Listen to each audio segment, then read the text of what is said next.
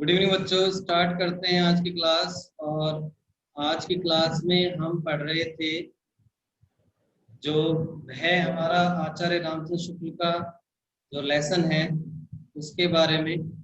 ठीक है, भय की चर्चा कर रहे थे हम। भय के बारे में पहले ही पढ़ लिया था पिछले।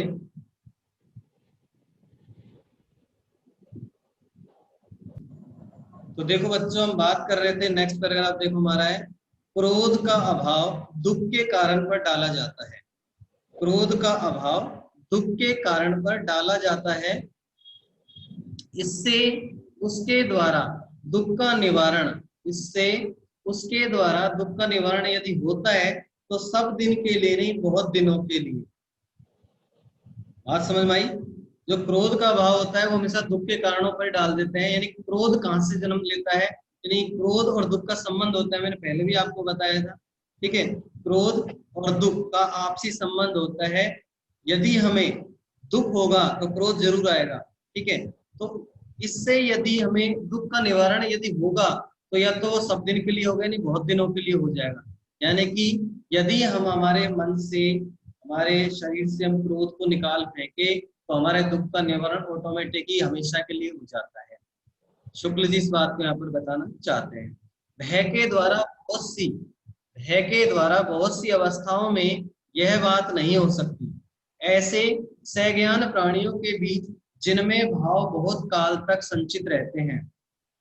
भय के द्वारा बहुत सी अवस्थाओं में ये बात नहीं हो सकती। ऐसे सज्ञान प्राणियों के बीच, सज्ञान प्राणी का मतलब समझदार प्राणी, ठीक है, साक्षर, ऐसे सज्ञान प्राणियों के बीच जिनमें भाव बहुत काल तक संचित रहते हैं। संचित का मतलब होता है इकट्ठे रहना या संग्रहित रहना। यानी कि जो समझदार प्राणी होते हैं, पढ़े लिखे जो होते हैं, उनके अंदर जो भाव होते हैं वो काफी लंबे टाइम तक इकट्ठे रहते हैं, उनके माइंड में वो एक तरीके से स्थिर रहते हैं। और ऐसे उन्नत समाज में जहाँ एक एक व्यक्ति की पहुंच और परिचय का विस्तार बहुत अधिक होता है, ऐसा उन्नत समाज जहाँ एक एक व्यक्ति की पहुंच और परिचय का विस्तार बहुत अधिक होता है, प्राय भय का फल भय के संचार काल तक ही रहता है। जहां वह भय बोला कि उसे आफत आई। कहने का मतलब ये होगा, यहाँ पर उन दो लोगों की बात की गई है, एक तो साक्षर और एक निरक्षर। साक्षर जो होते हैं, जो पढ़े लिखे समझदार होते हैं, उनके माइंड के अंदर जो अच्छे भाव होते हैं वो हमेशा संचित रहते हैं। ठीक है, और जो निरक्षर लोग होते हैं या जो दूसरे लोग होते हैं, उनके अंदर जो अच्छे भाव होते हैं उनकी कमी होती है, जिसके कारण से उन्हें भय हमेशा सताता रहता है, किसी ना किसी चीज का डर उन्हें लगा रहता है। और देखो, जहां वह भय भूला क्या बात है, जब वो निरक्षर या गंवार व्यक्ति या समझदार जो नहीं है, ऐसे व्यक्ति की हम बात कर रहे हैं, जब वो व्यक्ति भय को भूलता है और तुरंत उसको आफत आ जाती है। यानी भय भूला की आफत आई, यानी जैसे उसके माइंड से डर निकाला उसने तो तुरंत ही उसको एक आफत मिलती है। कैसे मिलती है देखो, यदि कोई क्रूर मनुष्य, क्रूर का मतलब निर्दयी, यदि कोई क्रूर मनुष्य, निर्दयी मनुष्य किसी बात पर आपसे बुरा मान गया और आपको मारने दौड़ा, तो उस समय भय की प्रेरणा से आप भागकर अपने को बचा लेंगे। बिल्कुल बचा लेंगे कि नहीं बचा लेंगे? हाँ या ना? Yes sir. भाई हमें किसी से डर लगा, किसी से लड़ाई हुई तो हम उससे बच जाएंगे, भाग करके दूर चले जाएंगे। पर यस सर। मनुष्य का क्रोध जो आप पर था, संभव है कि उस मनुष्य का क्रोध जो आप पर था वह उसी समय दूर नहीं हो। बिल्कुल ऐसा ही होता है, यानी कि जब उस समय के लिए तो वो दूर हो जाता है उसका क्रोध, लेकिन परमानेंट नहीं होता। वो जो दुश्मनी हम अपनी भाषा में बोलते हैं जिसको, वो चीज है, ठीक है, वो दुश्मनी बनी रहती है हमेशा के लिए। तो देखो वही चीज बताई गई यहाँ पर, बल्कि कुछ दिन के लिए बैर के रूप में टिक जाए तो उसके लिए आपके सामने फिर आना कोई बड़ी बात नहीं होती। मतलब आया इसका समझ में?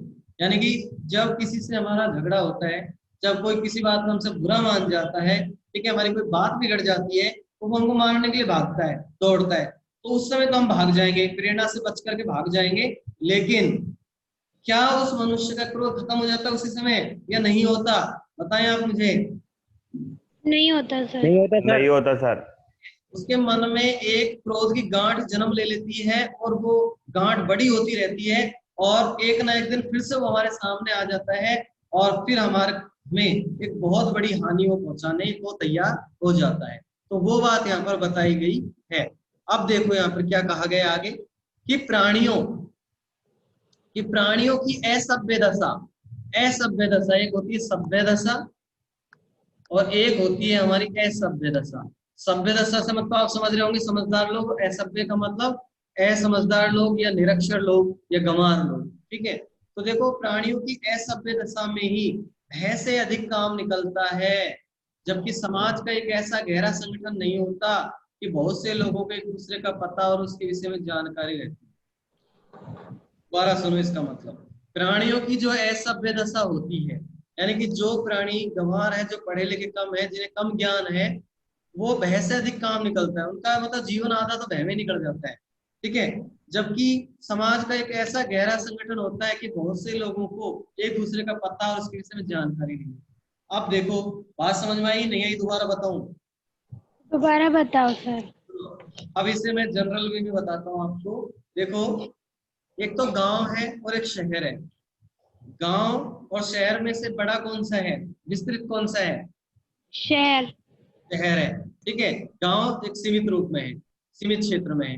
तो गांव के अंदर यदि किसी का किसी से झगड़ा हो जाता है, ठीक है, कोई बात बिगड़ जाए, तो वहां के लोग पहली बात तो खुद ही एक तो कम समझदार होते हैं, ठीक है। वो ग्रामीण भाषा का प्रभाव उन पर पड़ता है, तो जिसके कारण से उनके मन में हमेशा भय सताता रहता है, और जब भी वो एक दूसरे के सामने आते हैं तो उनका झगड़ा निश्चित होता है। लेकिन यहाँ पर एक दूसरा संगठन और बताया गया, और दूसरा संगठन है एक ऐसे जगह का, ऐसे शहर की जगह का, जहाँ पर बहुत से लोगों को तो एक दूसरे का पता ही नहीं होता और उनके विषय में जानकारी भी नहीं होती कि भाई हमारे पड़ोस में कौन रहता है, ये नहीं पता होता। अब आप बड़ी सिटी में जाओ, ठीक है, आप मुंबई चले जाओ, वहां पर आपको यदि कोई पड़ोसी के बारे में पूछना चाहे कि पड़ोस में कौन रहता है, तो आप उसका नाम तक नहीं बता सकते। क्या ये सही बात है?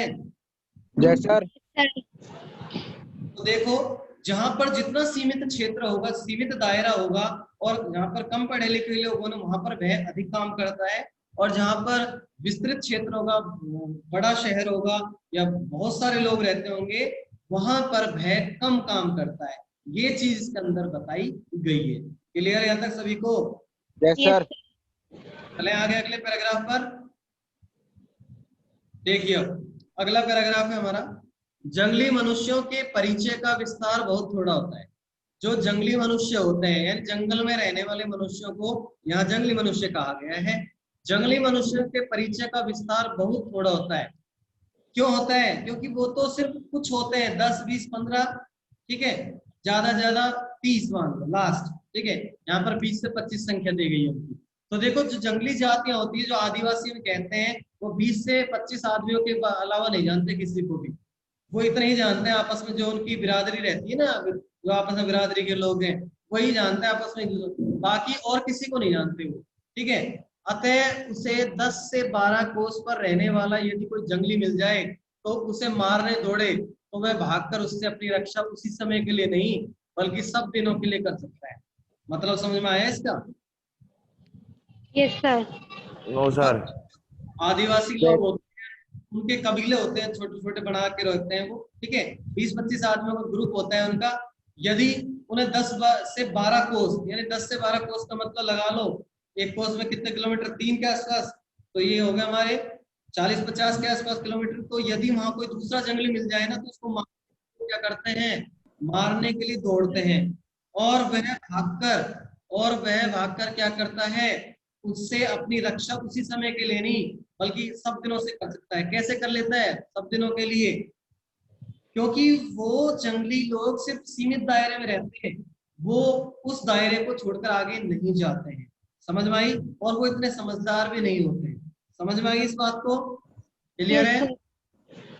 अब देखो आगे यहाँ पर बताया गया है, आगे यहाँ पर बताया गया आपके सामने, देखो, पर सभ्य उन्नत और विस्तृत, पर सभ्य उन्नत और विस्तृत समाज में भय के द्वारा, पर सभ्य उन्नत और विस्तृत समाज में भय के द्वारा स्थायी रक्षा की उतनी संभावना नहीं होती। अब देखो यहाँ पर एक दूसरा रूप बता दिया, सभ्य और असभ्य की बात की गई है यहाँ पर। ये जो असभ्य जंगली जाति होती है ना, वो तो है ना एक सीमित दायरे तक ही याद रख सकती है बातों को, सीमित दायरे तक ही दुश्मनी निभा सकते हैं वो, ठीक है। लेकिन जो सभ्य लोग होते हैं उनके माइंड में तो बात फिट हो जाती है। वो सभ्य लोग तो उन्नत और विस्तृत होते हैं, एक ऐसे समाज में रहते हैं जो समाज उन्नत और विस्तृत भी है, तो वहां पर स्थायी रक्षा नहीं हो पाती किसकी, भय की, ठीक है, उसकी संभावना नहीं होती है। इसी से जंगली और असभ्य जातियों में भय अधिक होता है, जिससे वे भयभीत हो सकते हैं, उसी को वो श्रेष्ठ मानते हैं।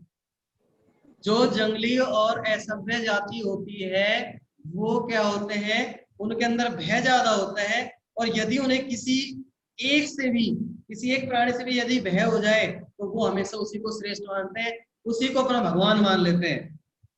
आया ना? सर एक बार दोबारा बताना।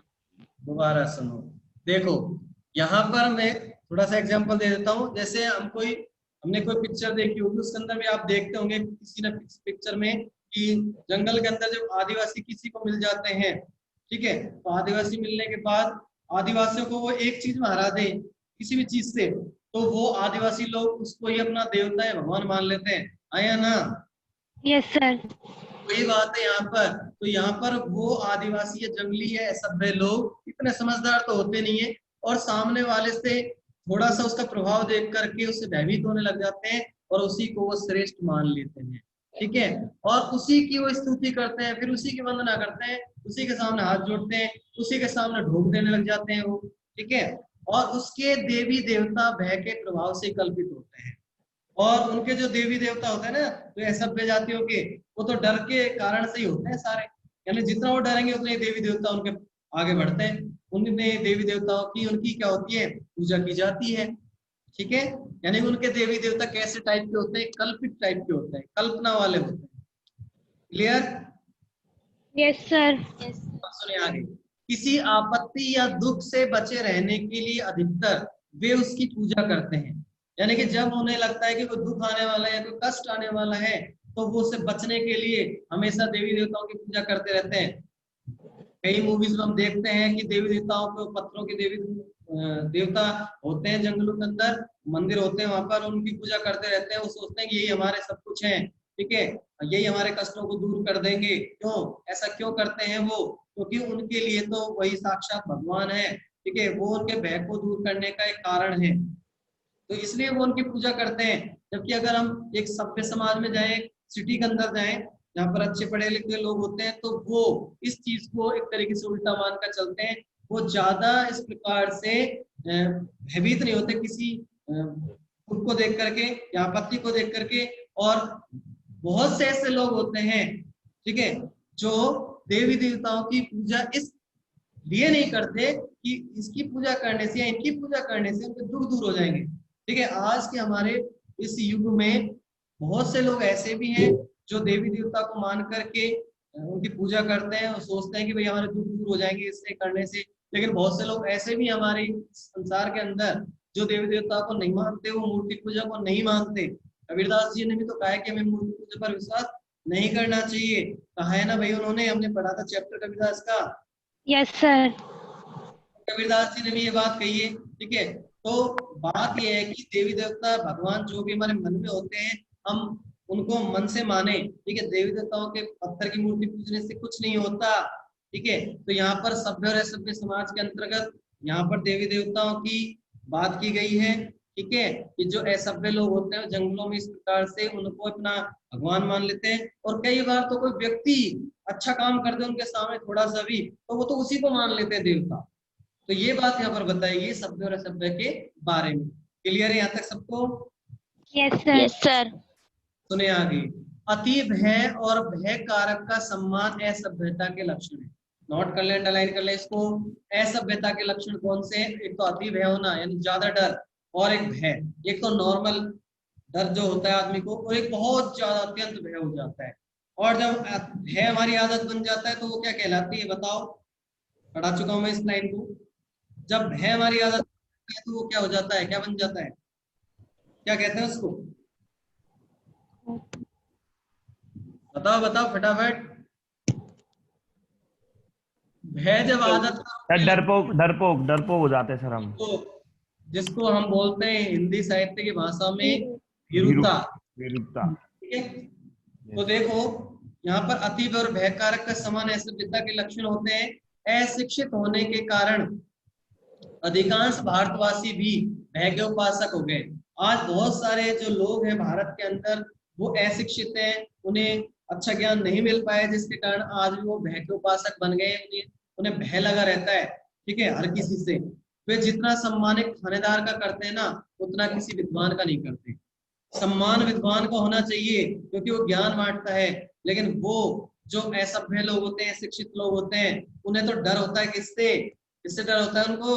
थानेदार से। आया ना? उन्हें यस तो सर, किस है भाई? थानेदार से।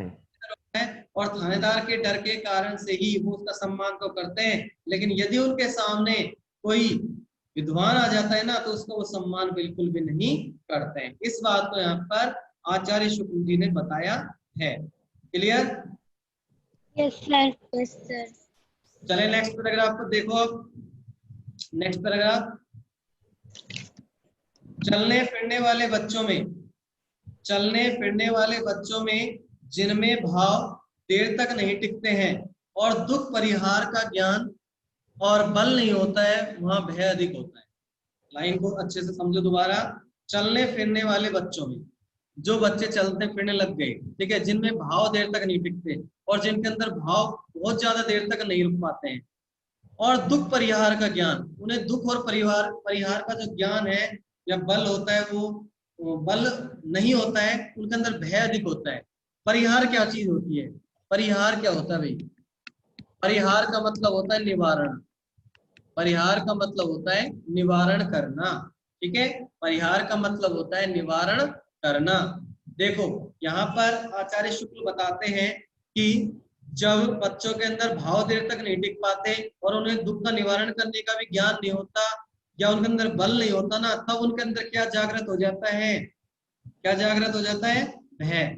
ठीक है, बहुत से बच्चे तो किसी अपरिचित आदमी को देखते ही घर के भीतर भागते हैं। ऐसा ही होता है भाई। Yes, Yes, sir. sir. ये तो ऐसे होते हैं कि किसी अपरिचित आदमी अगर उनके गेट पर आ जाए तो उसको देखकर वो घर के भीतर भाग जाएंगे। ठीक है, और पशु में भी भय पाया जाता है बच्चों के साथ साथ। देखो, यदि पशुओं को थोड़ा सा डरा करके भगाने का प्रयास करें, वो भाग जाते हैं। अपरिचित के भय में जीवन का कोई गूढ़ रहस्य छिपा जान पड़ता है।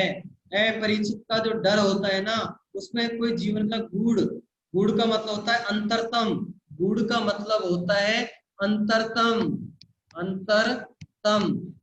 ठीक है, अंतरतम रहस्य छिपा होता है भाई। प्रत्येक प्राणी भीतरी आंख खुलते ही अपने सामने मानो एक दुख कारण पूर्ण संसार फैला हुआ पाता है। जब कोई बच्चा जन्म लेता है और वो बड़ा होता है, यानी जब उसकी आंख खुलती है, तो उसके सामने पूरा संसार किसके समान लगता है उसको? दुख के कारण के समान। क्यों लगता है? क्योंकि कहीं भी चले जाओ दुख तो मिलने वाला है उसको।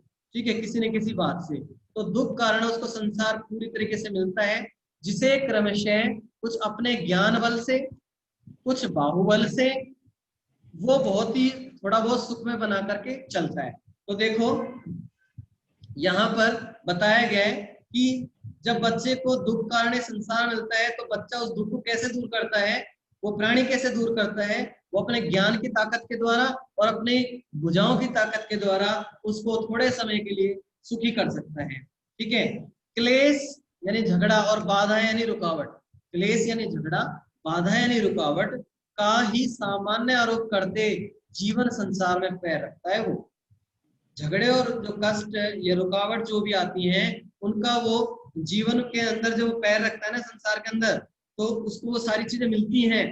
जब बच्चा जीवन के अंदर आगे बढ़ता है, संसार में अपने कदम रखता है, उसको झगड़ा भी मिलता है, रुकावटें भी आती हैं, बाधाएं भी आती हैं। उसको सुख और आनंद को वह सामान्य का व्यतिक्रम समझता है।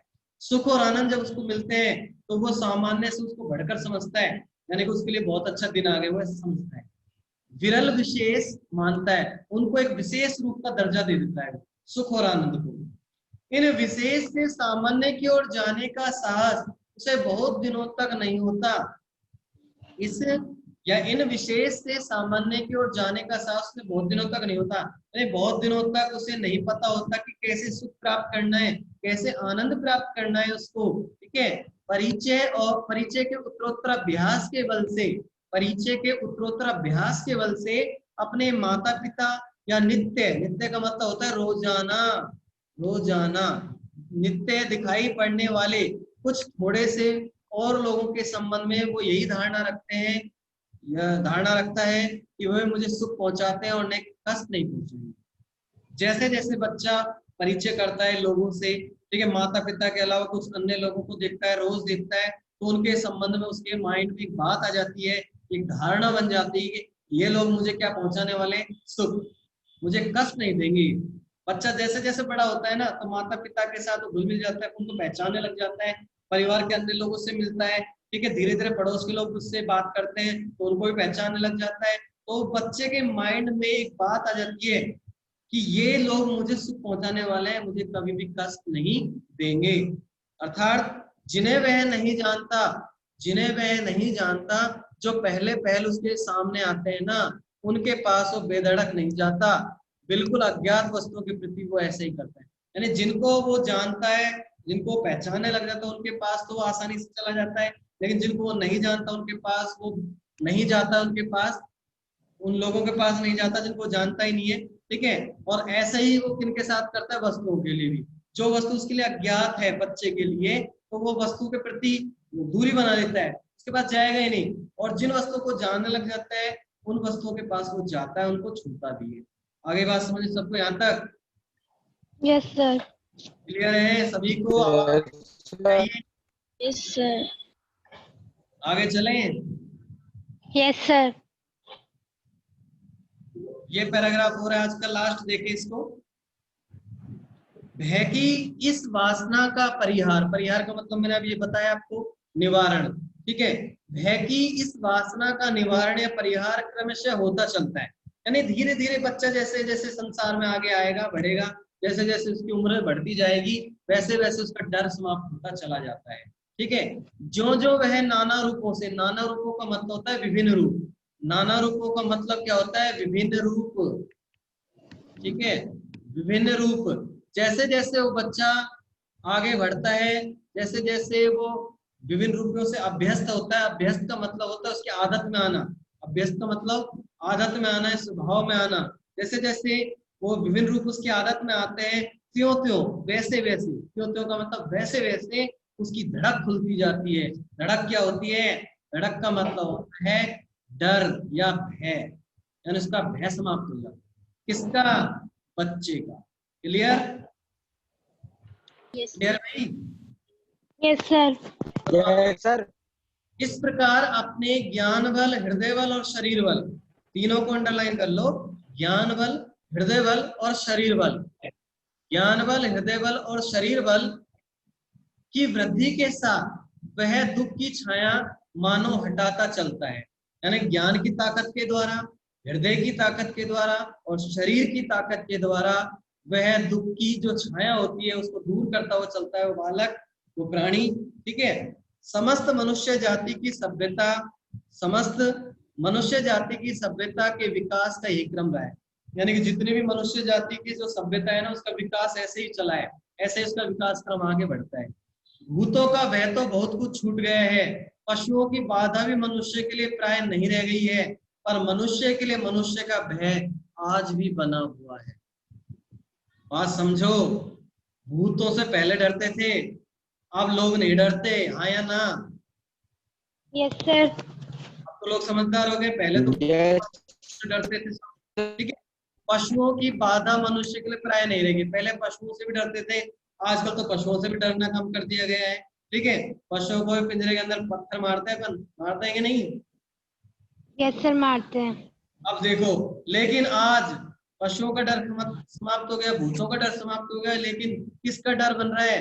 मनुष्य के लिए मनुष्य का भय बना हुआ है। एक मनुष्य दूसरे मनुष्य से डरता है, ठीक है।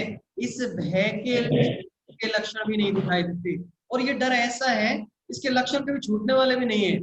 ऐसा लक्षण है जो हमेशा एक व्यक्ति के मन में एक तरीके से स्थिर हो गए, स्थित हो चुके हैं, वो छूटने वाले नहीं है। अब मनुष्यों के दुख का कारण मनुष्य है, आज मनुष्य के दुख का कारण मनुष्य ही है, सभ्यता से अंतर केवल इतना ही पड़ा है कि दुख दान की विधियां बहुत गूढ़ और जटिल हो गई। देखो, एक मनुष्य मनुष्य से कैसे डर सकता है, बताओ? एक मनुष्य दूसरे मनुष्य से कैसे डरेगा? सर एक मनुष्य दूसरे मनुष्य से ऐसे डरेगा इस बात से डर मतलब सकता है एक मनुष्य किसी भी मनुष्य से, ठीक है। अब यहाँ पर कुछ एग्जाम्पल भी नीचे बताए, वो देख लेंगे अपन। देखो, आज दुग्धदान की जो विधियां हैं बहुत गूढ़ और जटिल हो गई हैं, कठिन हो गई है, और उसका क्षोभकारक रूप बहुत से आवरणों, आवरण का मतलब होता है पर्दे, ठीक है, आवरणों के भीतर ढक गया है। अब इस बात की आशंका तो नहीं रहती कि कोई जबरदस्ती आकर हमारे घर, खेत, बाग बगीचे, रुपए पैसे छीन ले, पर इस बात का खटका रहता है कि कोई नकली दस्तावेजों, झूठे गवाहों और कानूनी बहसों के बल से इन वस्तुओं से वंचित न कर दे। दोनों बातों का परिणाम एक है। यानी कि आज मनुष्य दूसरे मनुष्य से कैसे डर रहे हैं? इस बात से नहीं डर रहा कि कोई हमारे घर बाग खेत बाग को छीन लेगा, पैसे छीन लेगा, ये तो नॉर्मल बात है। लेकिन नकली दस्तावेजों, झूठे गवाह और कानूनी बहसों के बल से इन वस्तुओं से हमको यदि वंचित करे तो फिर उसका कोई उपाय नहीं है। तो इस कारण से आज एक व्यक्ति दूसरे व्यक्ति से डरता रहता है, कहीं वो झूठे गवाह पेश करके ये चीज न हड़प ले, कहीं वो नकली दस्तावेजों के जरिए ये नहीं कर लिया, कानूनी बहसों से ये नहीं कर ले। तो इन सभी कारणों से आज व्यक्ति एक दूसरे से डरता रहता है। आ गई बात समझ में सबके? Yes sir. ठीक है, यहीं तक पढ़ेंगे, बाकी हम कल पढ़ेंगे। कल ये लेसन समाप्त हो जाएगा। Clear? Yes sir. Yes sir. ठीक है, कल